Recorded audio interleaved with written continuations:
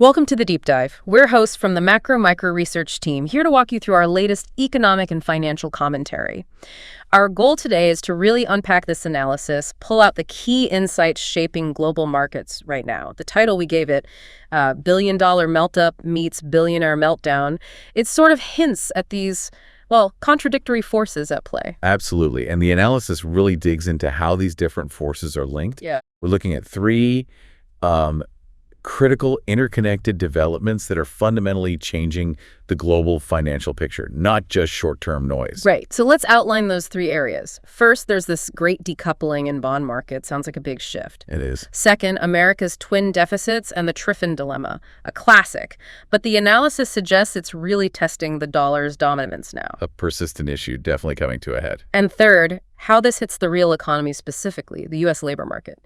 The analysis connects a slowdown in job growth directly to tariff uncertainty. That's right. And you really can't view these in isolation. They're all pieces of this bigger puzzle, reshaping the global economic order. It all ties back to that melt-up meets meltdown theme. Okay, let's dive in, starting with the great decoupling. The analysis calls this maybe the biggest shift in global finance in, over a decade? A breakdown in coordinated monetary policy.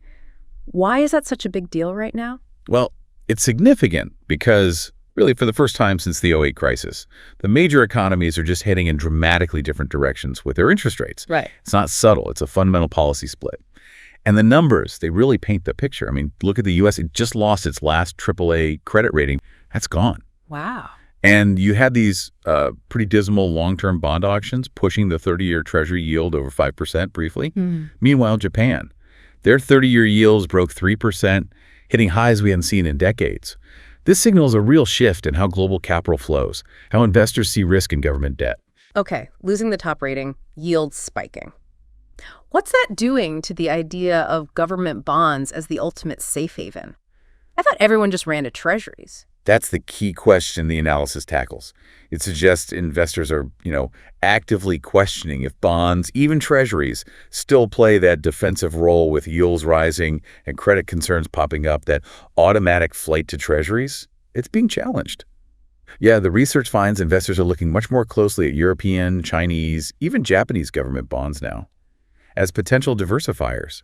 Each market has its own distinct risk-reward profile now, which really messes with those old fixed income strategies that assumed everything moved together. Interesting. So where's the decoupling most obvious? Europe, definitely. You see a really striking divergence there.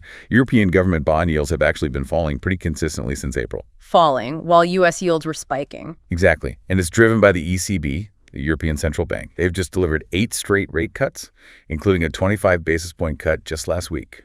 8 cuts. That's quite a different path. It really is. And the fundamentals there support it. Eurozone inflation, the HICP measure, it's stabilized near their 2% target. And maybe more importantly, negotiated wages dropped quite a bit from 4.1% down to 2.4% year over year in Q1. So the ECB has room to keep easing, which is, a stark contrast to the U.S. inflation picture. And the analysis makes another really interesting point about the Eurozone's transformation since its own debt crisis. Right, they changed a lot. They really have. They've gone from being a net debtor to a net creditor area. Plus, over 99.5% of their debt is now in euros. That gives the ECB much more power to handle crises internally. Get this. Italy's sovereign CDS spreads the cost to ensure their debt actually fell below U.S. levels in May. Italy's risk perceived as lower than the U.S.? That's amazing. Unthinkable just a few years ago, right? It shows how much has shifted. But does this make Europe the new long-term haven then? There's a crucial caveat in the research. While European bonds look good short-term because of the ECB's stance potential for capital gains, the region still has these underlying structural growth challenges that limits the long-term appeal.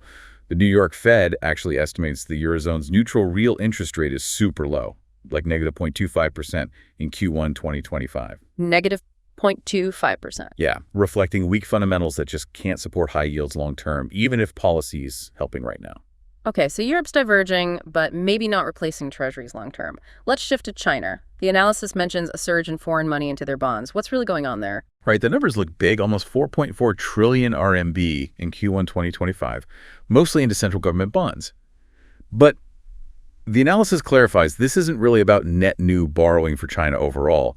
It's more of a fundamental shift within China's debt structure. What's happening is the central government is taking on debt that used to be held by local governments and those urban investment platforms. Those were hugely leveraged. So foreign money flowing into central bonds is basically part of this internal debt restructuring, this liability transfer. It's not really a sign of booming international demand for Chinese assets as a whole new opportunity. So less about global confidence, more about internal bookkeeping. In a way, yes. And the structure of their market reinforces that. Domestic commercial banks dominate trading, holding like 63%. Foreign ownership is tiny, maybe 6%. The analysis suggests this shift reflects more about a lack of other places for RMB assets to go within China, partly due to capital controls rather than a big global rush into their bonds. Got it. Important distinction. Now, Japan. The analysis calls this potentially the most systemically important development. Why systemic? Because it has potentially huge global ripple effect. You've got Japanese 30-year yields hitting record highs as the Bank of Japan, the BOJ, finally starts moving away from its ultra-easy policy.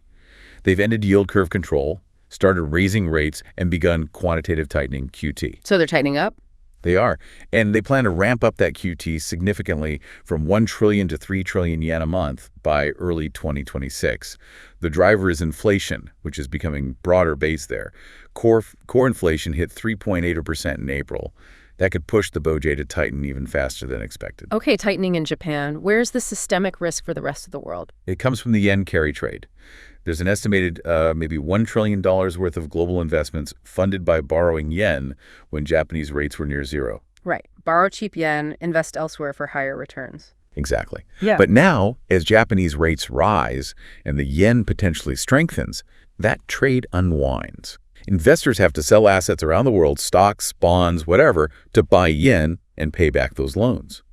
A large-scale unwind could cause serious market turbulence globally, kind of a self-feeding cycle. Selling assets pushes the yen higher, forcing more selling. We saw hints of that before, right? We did, like in August 2024. The risk flagged in the analysis is this could happen again, maybe bigger, and potentially collide with other market stress points like US tariff deadlines or debt ceiling talks around July. That's the systemic worry. Okay, that's a clear risk. So with Europe cutting, China restructuring, Japan tightening, what's the overall verdict from the analysis on US Treasuries? Still dominant. The verdict is pretty clear. Yes. Yes, US Treasury market supremacy holds. The analysis argues that while European or Chinese bonds might do well temporarily because of their own domestic policies, neither market fundamentally challenges the core advantages of US Treasuries. Deepest, most liquid sovereign debt market in the world. Unrestricted global access. And crucially, backed by the US dollar, the world's main reserve currency. Those advantages remain intact, according to the research. All right, Treasury's still king, despite the noise. But let's talk about that deeper challenge, the twin deficits and the Triffin Dilemma. The analysis suggests this is a real long-term risk for the dollar. Break that down for us. Absolutely. This gets to the heart of structural issues. The analysis starts with that basic identity. Trade balance, government savings, plus private savings domestic investment.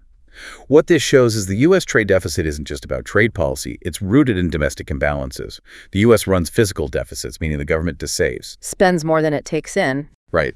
And private savings haven't been enough to cover all the domestic investment needed. So there's this constant need for foreign capital to flow in to fill that gap. And fixing the twin deficits, as the analysis calls it, involves some really tough math.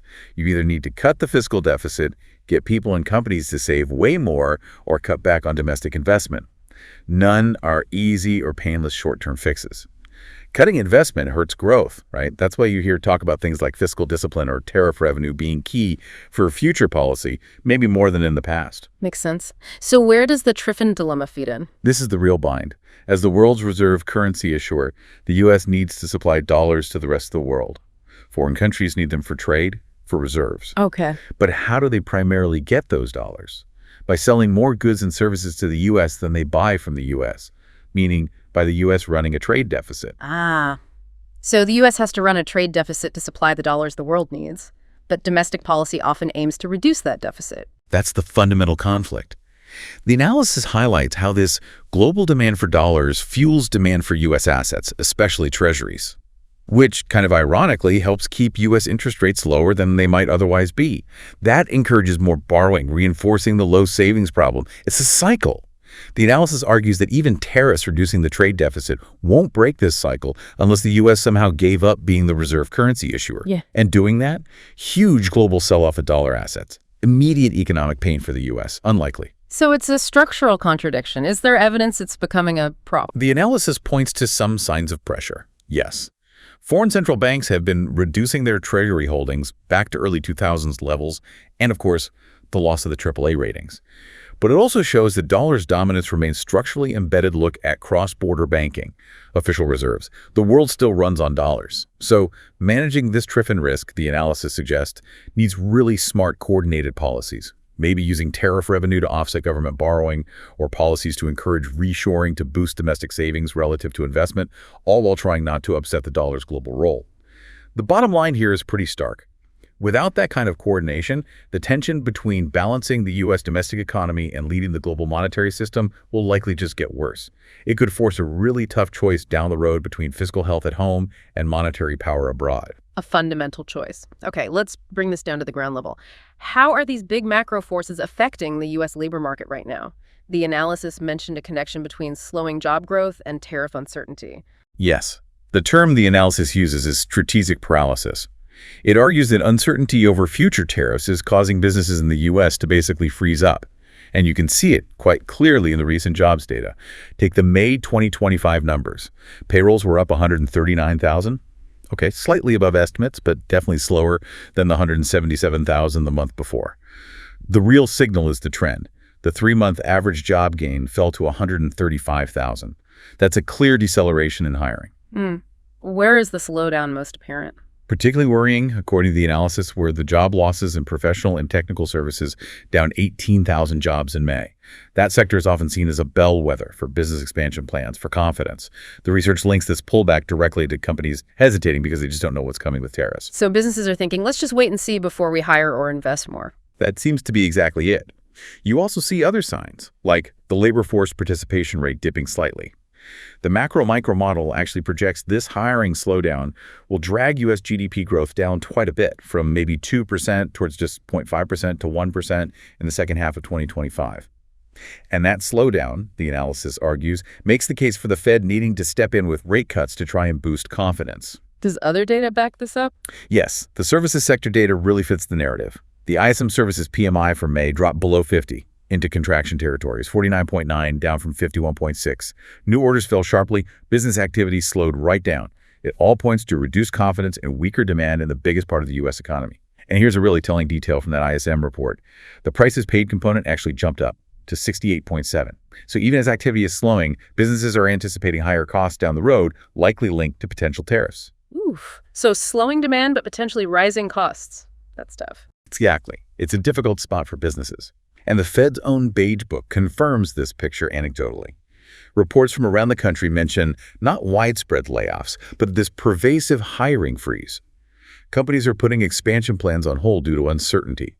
We also see continuing jobless claims creeping up to their highest since 2021, suggesting it's taking longer for people who lose jobs to find new ones because hiring is slowed.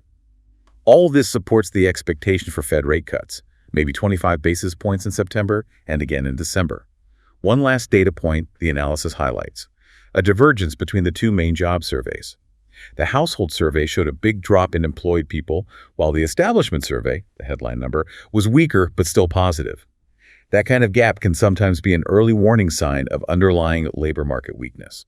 Okay, so the tariff uncertainty isn't just talk. It's visibly hitting hiring decisions and activity now. Looking ahead then, what are the key things on the economic calendar we should watch to track these dynamics? The analysis flags a few critical data points and events coming up even this week. First, keep an eye out for China's May data dump. Expectations are for a continued deflation, CPI around negative 0.2%, PPI maybe negative 3.1%, export growth likely slowing too. If deflation persists and exports weaken, particularly with tariff uncertainty lingering, that could pressure Chinese stocks and their currency, signaling ongoing economic struggles there with global knock-on effects. Right. What about the U.S.? The big one is the U.S. CPI release on June 11th, hugely important for Fed expectations. Projections are for May CPI around 2.4%, core CPI maybe 2.84%. If inflation holds around these levels, it could solidify expectations for Fed cuts later this year. Good for stocks, maybe less so for the dollar, especially if the number of surprises is low. And the most direct connection to our themes. That would be the US-China trade talks, June 8th to 13th. Vice Premier He Lifeng is involved, first major economic consultation in a while. The focus seems to be on tough issues like rare earths, AI export controls. The outcome here could really swing the tariff situation, impacting global markets, tech, commodities. Everyone will be watching for signs of escalation or de-escalation, hoping for something to break that business uncertainty. Definitely a packed schedule. Okay, let's try to synthesize this. The bond market decoupling shows monetary policy diverging globally. The twin deficits and Triffin Dilemma highlight these deep structural choices facing the U.S. and the dollar.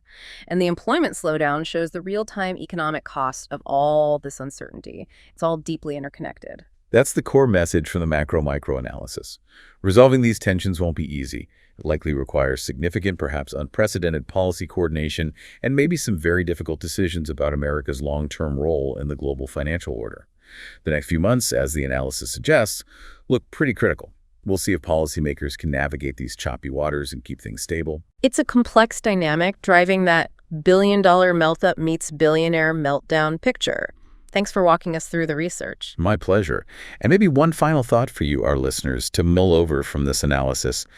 Given that fundamental tension between the U.S. needing domestic balance and its demanding role supplying the world's reserve currency, what could a realistic path forward look like? Is there a way to achieve both domestic stability and maintain global financial leadership? And what tough choices would that path inevitably force? Something to definitely keep thinking about as we watch the news unfold. We hope you'll continue to follow these forces with us. Thanks for joining us on the Deep Dive. Until next time.